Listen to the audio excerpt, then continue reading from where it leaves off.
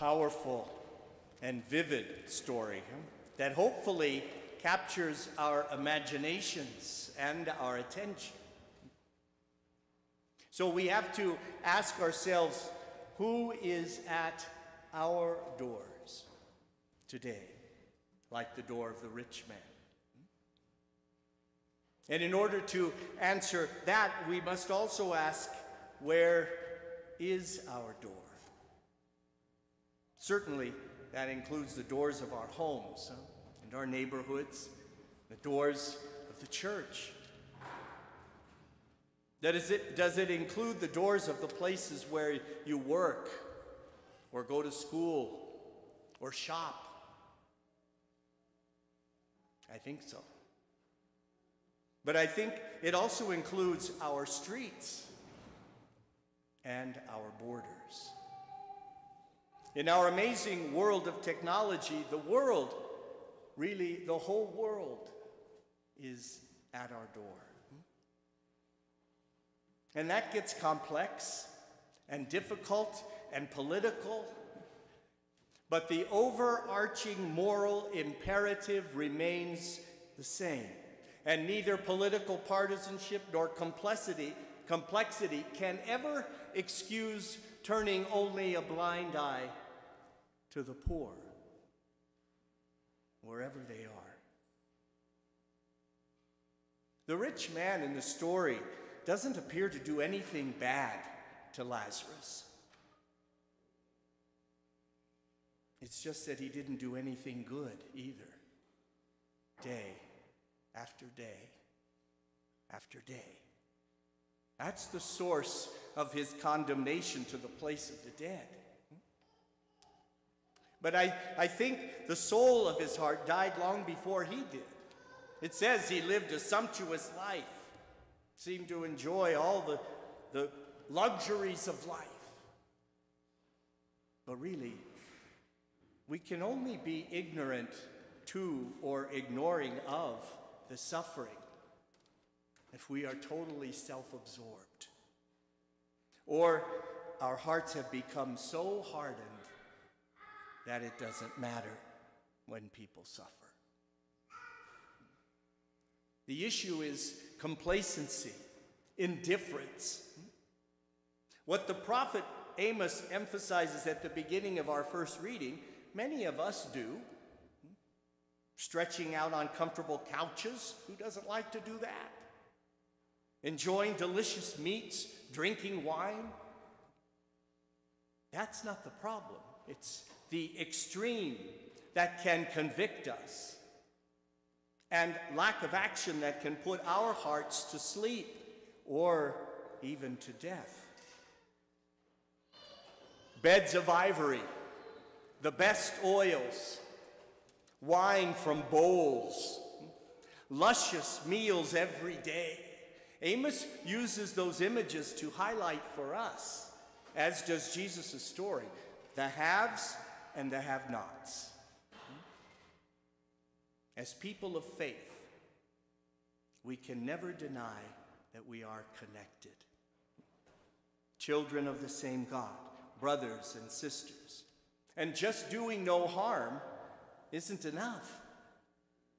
It isn't Christian discipleship. Today is the 104th World Day of Migrants and Refugees, concluding a week of prayer and awareness in the Catholic Church about the plight of millions on the move in our world. In his annual message, Pope Francis notes that no one can be excluded from the work of construction that leads to God's kingdom. And he says, God's plan is essentially inclusive and gives priority to those living on the existential peripheries. Among them are many migrants and refugees, displaced persons and victims of trafficking. And Bishop Dorsonville, who's the chair of our United States Conference of Bishops Committee on Migration, notes that there are almost 100 million, it's hard to fathom, 100 million forcibly displaced people in our world. He highlighted the dreamers in our own country, the Afghanis in our country and other places, Ukrainians, the many undocumented agricultural workers, to name a few. Many are also on the move due to changes in their climate that can no longer sustain themselves or their families. So these are all people at our doors. Now, the gospel doesn't say we have to respond to it all from Reno. We can't. But it does challenge us to do something concrete to respond to the suffering of others. And that something may include changing our lifestyles,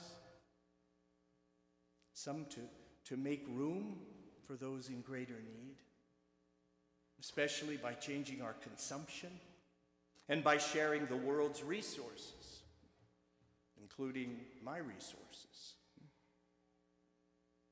There are many Catholic and other organizations that reach out to those outside our door.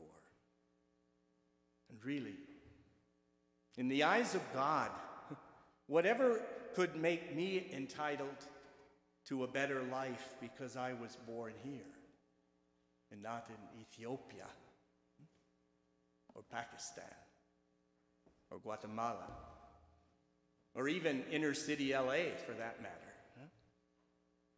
We are connected.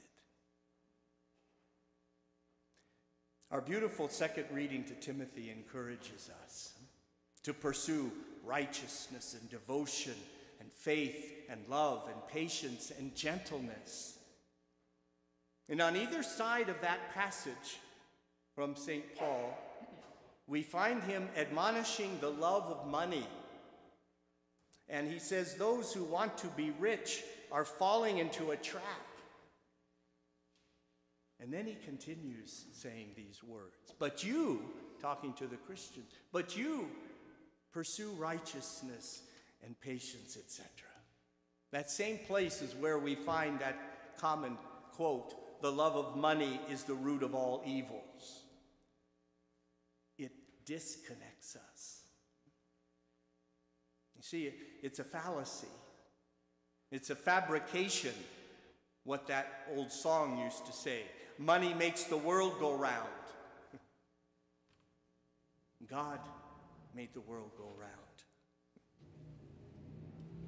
And for as long as we keep acting otherwise, we continue to create borders and chasms that kill us.